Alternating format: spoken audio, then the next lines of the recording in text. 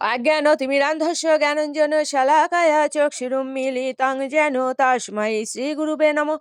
নমো বিষ্ণুপাদায় কৃষ্ণপৃষ্ঠায় ভূতলে শ্রীমতে মহানামস্বামিনীতে নমামি।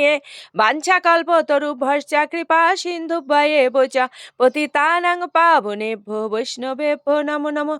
গুরু কৃপা হি কেবলম, গুরু কৃপা হি কেবলম, গুরু কৃপা হি কেবলম।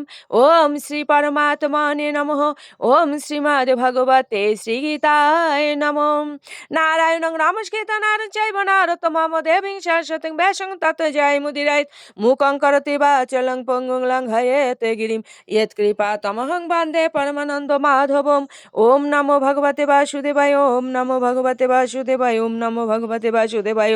শ্রীমদ্ ভগবতে শ্রীগীতায় নমঃ, শ্রীগীতায় নমঃ, শ্রীগীতায় নমঃ। শ্রীমদ্ ভগবদ গীতা অষ্টম অধ্যায় অক্ষর ব্রহ্মযোগ, শ্লোক সংখ্যা 17। সহস্র যোগ পর্যন্তম অহোহ ইয়েদ ব্রহ্ম নঃ বিদুঃ রাত্রিমিয়োগ সহস্রান্তাম তে অহোরাত্র বিদঃ জনাঃ। অনুবাদ: মনুষ্য মানে সহস্র চতুর্যুগে ব্রহ্মার একদিন হয় এবং সহস্র চতুর্যুগে তার এক রাত্রি হয়। এভাবেই যারা জানেন তারা দিবারাত্রির তত্ত্ববেত্তা। তাৎপর্য: জড় ব্রহ্মাণ্ডের স্থায়িত্বকাল সীমিত। এর প্রকাশ হয় কল্পের সৃষ্টি চক্রে। ব্রহ্মার একদিনকে কল্প বলা হয়। এক কল্পে সত্য, ত্রেতা, দাপর ও কলি এই চারটি যুগ 1000 বার আবর্তিত হয়। সত্য যুগের লক্ষণ হচ্ছে সদাচার, বুদ্ধিমত্তা ও ধর্ম। সেই যুগে অজ্ঞান ও পাপ প্রায় থাকে না বললেই চলে। এই যুগের স্থায়িত্ব 17,28,000 বছর।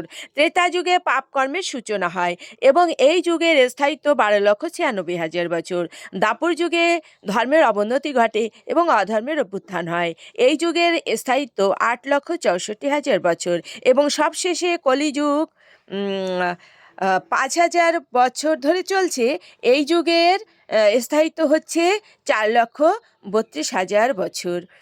সুধী বৈষ্ণব ভক্তবৃন্দ, আমরা শুনলাম এটাই বলা হয়েছে এখানে। এই শ্লোকে ভগবান বলেছেন মনুষ্য মানে সহস্র চতুর্যুগে ব্রহ্মার একদিন হয় এবং সহস্র চতুর্যুগে তার এক রাত্রি হয়। অর্থাৎ এই চতুর্যুগ 1000 বার ঘুরে এলে ব্রহ্মার একদিন এবং 1000 বার ঘুরে এলে ব্রহ্মার এক রাত্রি।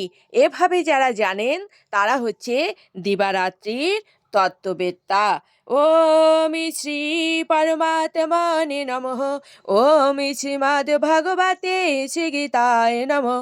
গঙ্গা গীতা চ সাবিত্রী সীতা সত্তা পতিব্রতা ব্রহ্মাবলীর ব্রহ্মবিদ্যা ত্রিসন্ধ্যা মুক্তি গেহি।